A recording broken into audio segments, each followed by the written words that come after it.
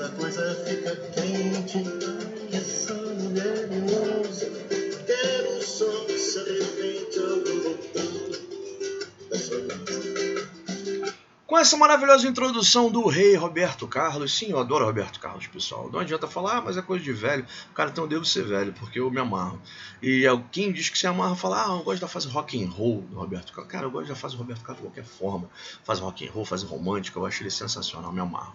Então é isso aí, depois dessas revelações, dessa introdução sensacional, vamos começar com a nossa aula de hoje. Good morning, good afternoon, good evening, guys. Eu sou o professor Roberto e vamos para mais uma aula do segundo ano. Agora nós vamos ver, na aula de hoje, nós vamos ver esse tema que é bem interessante, que está fora do quadro.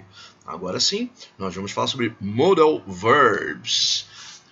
Primeiro vamos ver o que eles são, pessoal. Olha aqui, o conceito é que eles alteram ou complementam. Que complemento que, Jesus? Alteram ou complementam o sentido e ou intenção do verbo principal.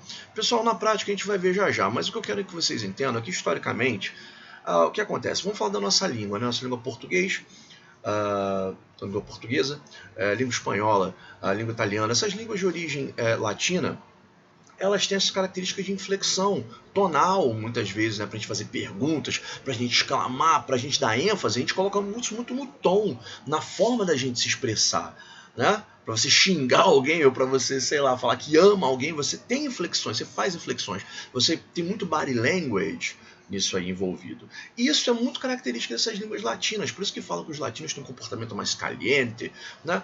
Isso tudo influi porque a língua influi totalmente no comportamento mesmo. Isso é muito característico. A língua e o comportamento são coisas que caminham lado a lado ali, são intrínsecos um ao outro. E obviamente, a mesma coisa acontece com essas línguas aí de origem anglo-saxônica, né? O alemão, por exemplo, o inglês, especialmente, que tem as suas próprias características, ele já não tem essas inflexões, pelo menos o inglês clássico não tem inflexões tão dramáticas, não tem ênfases tão dramáticas no sentido da expressão em si, seja sonora, seja na hora de você falar a informação, como gesticular, não existiria isso no inglês clássico, por exemplo, que as pessoas se comportavam de forma monocórdia e tudo se alterava através dos modal verbs. É eles que mostram a intenção, a inflexão que eu quero dar na frase. É tudo pela palavra, tá? Nós vamos ver já. Porque o que acontece? Você vai falar, professor, mas peraí, eu vejo filmes, os caras falam expressão, usam body language. Eu falo, legal, mas isso é muito também influência da cultura africana, né? Assim, essa influência cultural na língua inglesa, seja na parte americana ou na parte inglesa em si, essa coisa multicultural que obviamente os países têm com as imigrações e tal, obviamente vai transformando a língua, gente. A língua está sempre em mutação, sempre se transformando. Então, provavelmente o que eu estou falando aqui para vocês hoje, que é esse padrão mais de gesticular, vai mudar daqui a algum tempo, a língua sempre muda, a língua está sempre em mutação. É um ser vivo, é um organismo vivo em constante evolução. Tá bom? E aí, o que acontece? Obviamente, você vai ter aquele negão do gueto falando yo, fuck yo, tem aquela coisa toda, né? Então, é justamente isso, essas misturas, o que eu acho maravilhoso, cara, misturar é tão bom. E as misturas justamente fazem sair um pouco ali da caixa, do óbvio, tá? Porém, nós aqui vamos verificar de forma clássica como é que isso se aplica aqui. E vamos ver como é interessante os modal verbs. Eu acho bem bacana esse assunto. Vamos lá. Os primeiros modal verbs que nós vamos ver são exatamente isso aqui, ó, might, may e must, tá? Eles expressam o quê? Uma possibilidade. O might vai falar de uma possibilidade remota, algo que vai ser muito difícil ocorrer. O may vai falar de uma possibilidade real. Ela existe. Há uma possibilidade, há uma boa possibilidade, mas não é certo. E o must, ele vai trazer uma possibilidade quase que real, cara, quase que é certo que aquilo vai acontecer, tá? Então vamos lá, em escalas. Vamos primeiro para o might, ó. Vamos ver aqui meu cursor, oi. Eu tenho aqui o might, tá? Que é o mais fraco, a possibilidade mais remota. É uma possibilidade fraca, weak possibility. Eu tenho o may, que é uma possibilidade, tá? Não é certo que isso vai acontecer, mas também não é tão fraquinho. Tem uma boa possibilidade disso acontecer. E o must, cara, que é quase certo que algo irá acontecer, tá bom? Então vamos ver aqui esse exemplo nessa frase sensacional, olha só. E vamos ver por que eu coloquei os três juntos. Porque, pessoal, primeiramente, deixa eu só falar isso antes de falar sobre a frase. Os modais, como eu estava falando, e eles expressam, na verdade, a intenção da frase, eles sempre obedecem a mesma estrutura, eles vão sempre entrar na forma afirmativa após o sujeito. E muitas vezes a tradução você vai verificar que é a mesma. Por isso que eu estou falando, o inglês é complicado ficar traduzindo o tempo todo, cuidado com a tradução o tempo todo. Não é sempre que isso dá certo. Por quê? Porque às vezes é muito mais a inflexão. E com os modais, a gente vai ver isso aqui, como é que isso se caracteriza bem. Veja bem aqui, ó, vamos ver essa frase. Ó. It may, ou it might, ou it must rain today. Nas três formas que eu usar, seja com might, may ou must, a tradução para o português é deve chover hoje. Porque a minha inflexão, se a possibilidade é grande ou pequena, está muito mais no jeito de eu falar do que nas palavras em si. No inglês, não. O que acontece? Ó, se eu usar o may, eu estou dizendo que há uma boa possibilidade disso acontecer. It may rain today. Há uma boa possibilidade. Eu estou vendo lá as nuvens, falo, cara, tem uma possibilidade boa de acontecer isso hoje. Se eu uso might na frase, it might rain today, deve chover hoje. Por quê? Porque acontece, provavelmente eu ouvi na previsão do tempo que haveria possibilidade de chuva, mas eu estou vendo lá o céu limpo. Falo, cara, de acordo com as informações que eu recebi, vai chover, mas o céu está tão limpinho que não parece. Ou seja, você vai falar assim, it might rain today, porque você está baseado aí numa outra informação que não é a informação que você está vendo. Tá? Você está vendo uma coisa que, cara, parece pouco provável. Mas você recebeu uma informação lá que deve acontecer isso no decorrer do dia, né? Então você fala, pô, it might rain today, porque eu vi no rádio, mas não necessariamente pelo que eu estou vendo. Agora se eu falo it must rain today, cara, tá aquela nuvem carregada preta de chuva, tu fala, cara, a qualquer momento isso vai acontecer. It must rain today, tipo assim, cara, é muito provável que isso vai acontecer. Tá? Então, como eu disse, a estrutura é a mesma, dependendo só da palavra que eu usar, é que vai mudar a minha inflexão, que vai mudar aí a minha ênfase, tá bom? No entanto, a tradução permanece a mesma. Vamos para o próximo aqui, ó. Vamos verificar isso aqui nos próximos modais, que são can e o could. Ambos expressam uma habilidade, tá? Mas eles expressam habilidade quando em frases afirmativas. Eles também podem ser um pedido de permissão, que a gente chama em inglês de request, quando estão numa pergunta, em frases interrogativas. Vamos ver aqui, ó. Can, ability. Então, o can, ability, present, and informal request. Então, vamos ver aqui o exemplo, ó. Vamos ver um exemplo de habilidade. Eu falo assim, ó, I can speak English. Eu posso falar inglês. Então, estou falando de uma habilidade que eu tenho. I can speak English. Agora, numa pergunta, olha só. Can you help me? Você pode me ajudar, que eu estou perguntando? Nesse aí, pessoal, a gente está mostrando um request, um pedido. Só que esse pedido, pessoal, fique ligado nisso. Quando eu uso can para fazer um pedido, esse pedido é um pedido informal. E essa coisa da formalidade na língua inglesa, como eu disse, era muito importante classicamente. Porque, como eu estou te falando, você não ia falar... Você, teoricamente, de acordo com as... comportamento clássico, né, com a fleuma inglesa que se diz, você não ia chegar para qualquer pessoa e falar can you help me? Você não poderia teoricamente usar, seria muito ofensivo você usar o can para uma pessoa que você já não tenha um certo conhecimento. Tá? Nesse caso, aqui a gente fala, informal. Por quê? Porque quando é formal, quando é alguém que você não tem tanto contato, de acordo com o inglês clássico, você deveria usar o nosso amigo could. O could, o que ele fala, pessoal? Primeiro, na forma afirmativa, ele só está falando de uma habilidade no passado. Tá? Ele é o passado do can, numa frase afirmativa. A gente pode colocar assim. Agora, se eu estou fazendo um pedido, se eu estou fazendo uma pergunta, né, se eu estou fazendo um pedido, um request, numa frase interrogativa, ele já se torna um pedido formal. Você está falando com uma pessoa que você não conhece. Então, peraí, vamos ver aqui os exemplos, para ficar bem claro. Ó. Primeiro, vamos ver o could, uma habilidade no passado, ele funcionando como passado do verbo can, tá? Mostrando uma habilidade aí, ó. I could play soccer very well when I was young. Então, eu estou dizendo que eu podia jogar futebol muito bem, eu tinha habilidade de jogar futebol muito bem quando eu era jovem.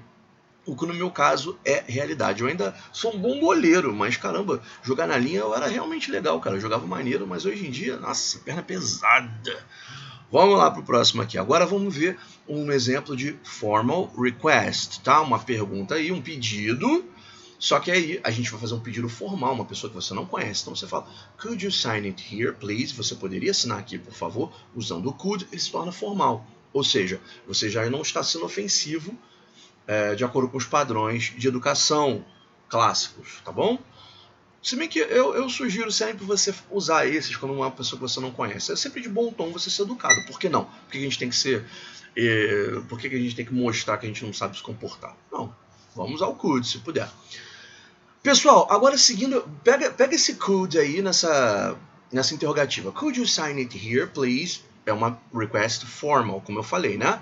Mas, olha só, tem um outro modal também que faz essa mesma função, que é o may. O may a gente viu lá na possibilidade, mas quando o may não está numa frase afirmativa, ele não mostra a possibilidade. No caso de uma pergunta, ele também, assim como could, ele é um request formal, ele é um formal request. Olha só, por isso que tem essa famigerada frase que eu tenho certeza que vocês já viram na vida. É igual o The Books on the Table, essa. May I go to the bathroom? May I drink some water? Porque você está pedindo aí uma permissão, né? Você está fazendo permission, um request a alguém que provavelmente tem, aí, tem uma hierarquia maior que a sua de alguma forma. Pode ser um professor no qual você demonstra respeito, o seu patrão, ou de repente está interrompendo alguma coisa, assim, algum evento, para fazer essa solicitação, tá? Então, tanto could quanto may numa pergunta mostra a formalidade. O may até mais ainda, ou seja, se você usa o may, cara... Chuchu, beleza, você está fazendo uma coisa bem educada, você está se comportando muito bem. Parabéns a ti se fazes isso. Gostaram? Parabéns a ti se fazes isso. Olha só que conjugação bacana. Eu me amarro no português também, mas o inglês é minha paixão. Vamos lá. Próximo agora nós temos aí nossos queridos should, shall e ought to. Então olha só, os três, pessoal, funcionam da mesma forma, tem a mesma função. Basicamente, tá? Aliás, deixa eu fazer um adendo, deixa eu abrir um parênteses nisso aí, pessoal. Até lá com relação ao que a gente viu do might, may, must, vou até voltar aqui um pouquinho. Vamos voltar aqui um pouquinho para deixar isso bem claro. Vou voltar aqui no might, may, must. Há uma briga, por assim dizer. Não uma briga, mas olha só, existem dois tipos de forma da gente ensinar o inglês, tá? Tem dois tipos de gramática. Tem a gramática linguística, que é justamente a aplicabilidade de certas expressões na língua cotidiana. E temos a gramática aplicada, que é o que a gente vê em escola. São as regras básicas, as regras tradicionais de gramática, beleza? Se você verificar a gramática linguística, que é essa que fala da língua aplicada diretamente no cotidiano de forma prática, vocês vão ver que essa tabela que eu coloquei para vocês aqui não está muito correta. Na verdade, naquela, o may é uma possibilidade remota e o might é uma boa possibilidade. Eles invertem essa ordem aí, tá? Mas como o nosso planejamento é pré-vestibular, justamente esses meandros que a gente verifica, então eu tenho que lecionar de acordo com a gramática aplicada. E na gramática aplicada, vocês vão ver que o might vem antes do may, que o might é uma possibilidade remota e o may é uma boa possibilidade, tá? Então, antes de vocês virem vídeo na internet e falar, cara, professor imbecil! Não, gente, existe essa diferença. Quem tá certo, quem tá errado? Cara, não tem certo e errado, são apenas pontos de vista diferentes, tá legal? Vamos lá, então. Vamos continuar no should, shall e ought to. Então, basicamente, o que acontece, pessoal? Eles expressam sempre uma sugestão ou um conselho. Existem outras aplicabilidades? Existe, é o que eu falei, o que eu acabei de falar, que eu queria falar para vocês. Gramática linguística e gramática aplicada. A gramática linguística, esquece por enquanto, você vai ver isso de repente num curso, e em curso de inglês, e em livros avançados. Em livros iniciais de curso de inglês, vocês vão ver muito bem essa gramática linguística. Isso não é muito explorado. Isso é mais explorado quando você faz uma faculdade de letras, de repente. Mas então, não vai servir pra gente por enquanto, embora seja muito, muito, muito interessante. Tá bom? Vamos lá para continuar com a nossa gramática aplicada aqui. E o should, shall e ought to, eles expressam nesse ínterim, basicamente, uma sugestão ou um conselho, tá? Então, se eu estou sugerindo algo a alguém, aconselhando algo a alguém, eu uso should, shall ou ought to. Vamos ver as diferenças, ó. O should é o mais comum, pessoal. Eu sempre oriento as pessoas a usarem o should, que é o mais comum, o mais popular. Ele é informal, mas ao mesmo tempo ele pode ser acessível à formalidade, ele tem uma dualidade e ele é aceito, tanto informalmente quanto formalmente, sem maiores problemas, tá bom? O ought to e o shall não é questão nem de ser formal ou informal, embora eu tenha colocado aqui. O ought to, beleza, não, o ought to eu vou considerar. O ought to é mais formal E o shall é formal e muito enfático. Na verdade, o ought e o shall, eles têm outra característica. Eles são muito antigos. Eles são muito daquela gramática do inglês arcaico que a gente chama, tá? As pessoas não utilizam muito isso. Você vai ver isso em textos do Shakespeare, muito um shall, porque o shall dá muita ênfase, tá? Se eu falo para você, ó, vamos ver os exemplos aqui, ó. You should study more. Eu tô te dando uma sugestão ou um conselho, ok, normal. Se eu uso you ought to study more, você deveria estudar mais, eu estou também te dando um advice ou uma sugestão um pouco mais formal. Agora, se estou usando o shall tem uma ênfase muito grande, então dificilmente a pessoa vai falar you shall study more, porque além de ser, é um conselho, mas ele é muito enfático, ele é muito teatral, ele é muito dramático. Então, em textos literários, em peças teatrais, você pode ver isso bastante, mas cara, muito pouco. Você vai ver, na verdade, se for uma coisa que se refere a uma peça, alguma obra que se refira aí a uma Idade Média ou alguma época passada, uma época clássica, de repente, porque realmente não é utilizado. Nesse caso de sugestão ou conselho, eu sempre indico o should, que é muito mais usado, de fato, tanto informal quanto formalmente, tá? E, obviamente, esses três obedecem à mesma tradução. Olha só, na verdade, os três querem dizer você deve ou deveria estudar mais, ou seja, os dois estão te dando uma sugestão ou um conselho, beleza? Ok, vamos seguir para a próxima, porque eu também não quero que esse vídeo fique aí imenso. Pessoal, outra característica que eu quero que vocês vejam é essa comparação entre o should e o must, para vocês verificarem que o must, ele não somente fala de possibilidades, não. Ele pode falar de uma possibilidade forte, algo que provavelmente vai acontecer, mas ele também pode ser visto no contexto de obrigação. Aquilo que está sendo falado, obrigatoriamente vai ser feito, tá bom? Então vamos ver aqui esse exemplo, ó. E comparando o should com o must, isso fica bem mais claro. Vamos ver aqui, ó. Primeiro exemplo. You should, ou you shall, ou you ought to, tanto faz. You should, eu vou pegar o should aqui para ficar mais legal. You should study more, aquela frase que a gente viu. Você deveria estudar mais. É uma sugestão que eu estou te dando, assim. Tuas notas não estão muito legais. Você deveria estudar um pouco mais para melhorar isso, tá? O segundo, cara, tu tá muito mal. Então, se é meu filho, eu já chego assim, tu tá mal no colégio, mano. You must study more, you son of a gun. Então, eu tô dizendo assim, que ele tem que estudar mais. Tá? Não só deve. Eu posso falar, a tradução pode ser, você deve estudar mais, mas no sentido de obrigação. Se eu uso o must, se eu usar o must, minha ênfase é, cara, tu vai estudar agora.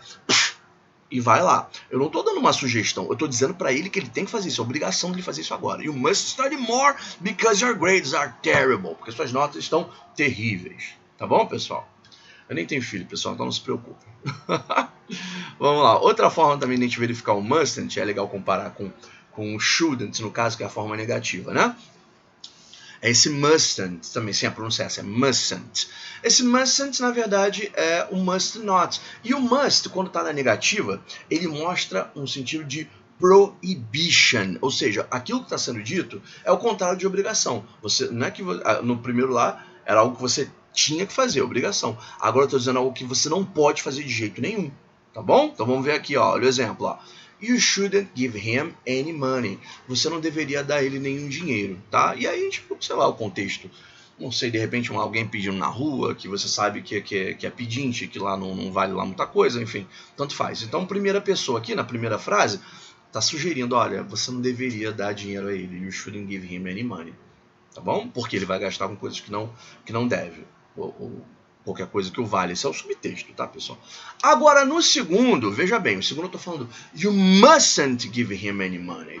Tá? Eu tô te proibindo, você não vai dar nenhum dinheiro para ele. Tá legal? Então veja, olha que a estrutura tá basicamente a mesma, eu apenas troquei um modal, né? Se bem que eu tô colocando muita ênfase. No inglês clássico isso não era feito. Tá? Não tinha esse igual eu estou fazendo aqui, não. A forma correta de se falar no inglês clássico, a primeira frase seria you shouldn't give him any money. E na segunda, you mustn't give him any money.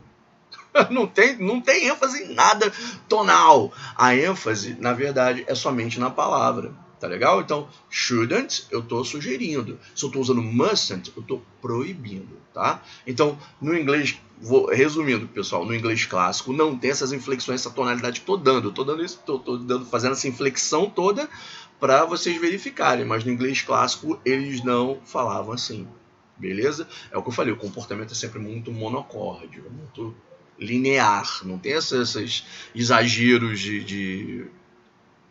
esses exageros de movimentos e tom, nada disso não, tá bom?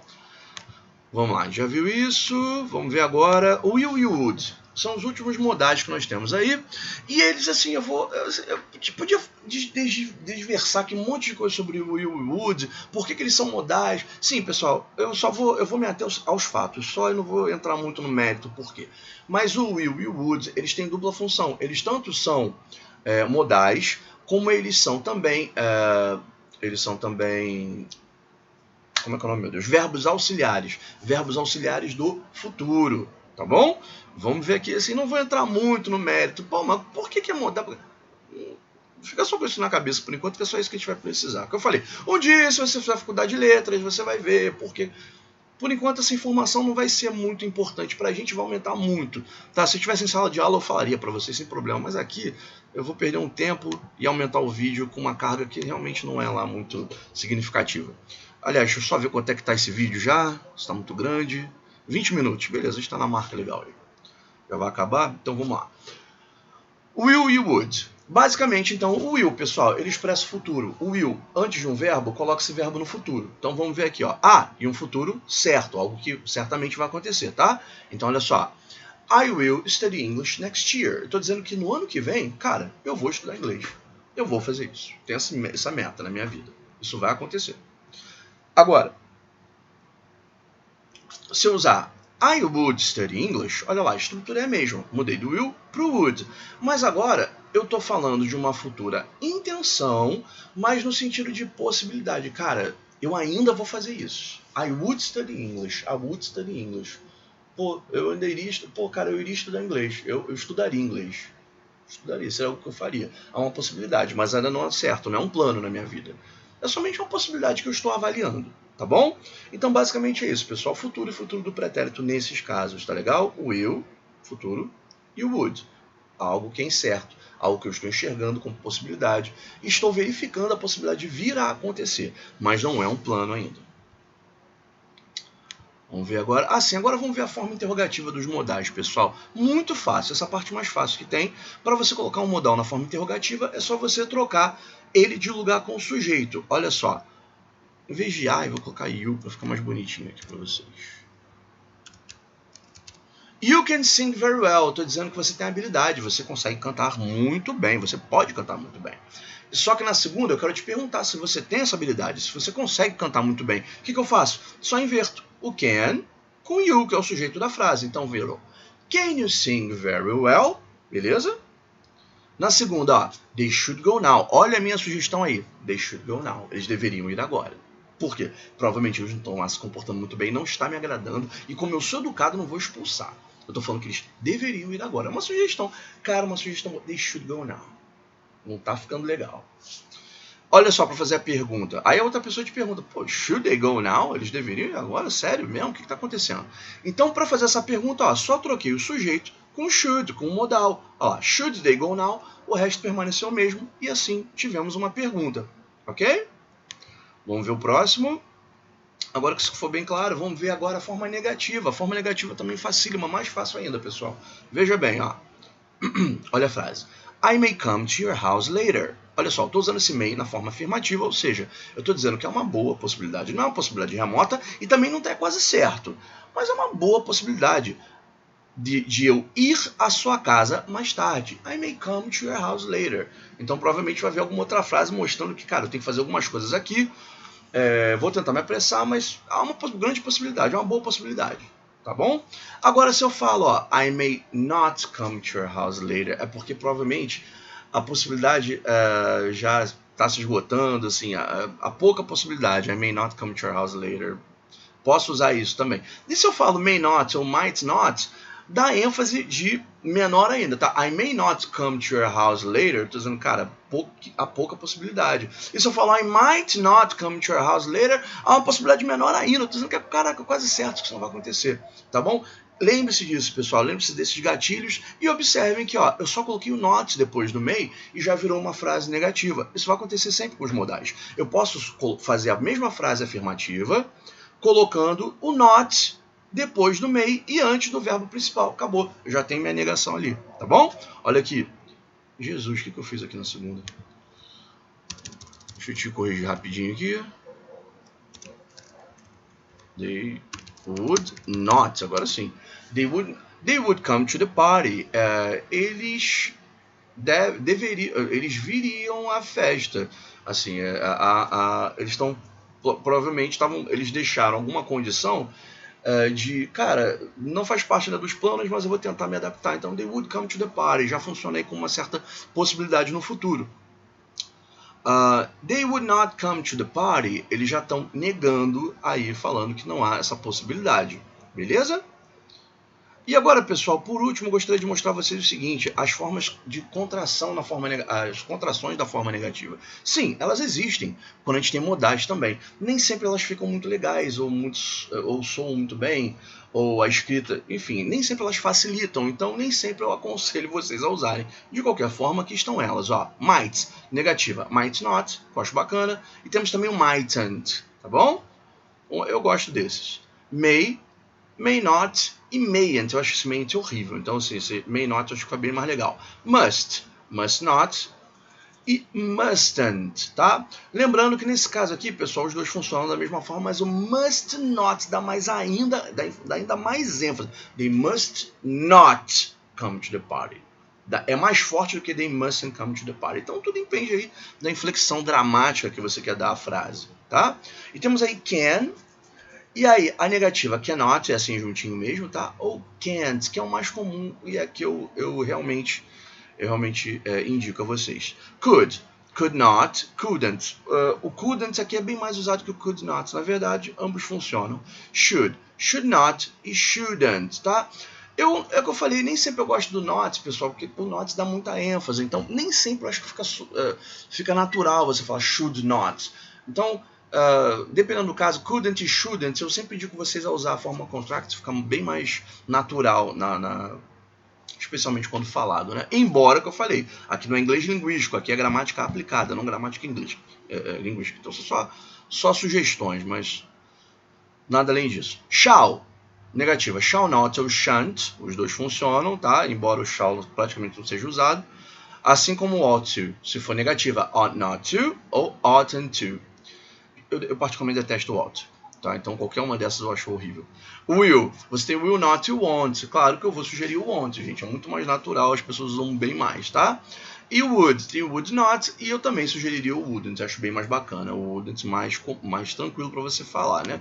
O que eu falei, gente, quanto mais natural, melhor soa o inglês, na minha opinião, pelo menos. Pessoal, por hoje foi só isso. Eu espero que vocês tenham curtido, espero que tenham gostado, espero que tenham entendido. E estamos aí sempre, tá? Um abraço a todos. That's all, folks. And may the force be with you. Happy Mother's Day to all of you guys. Ah, sim, tô gravando o Dia das Mães, tá? Mas enfim. Um beijo a todos.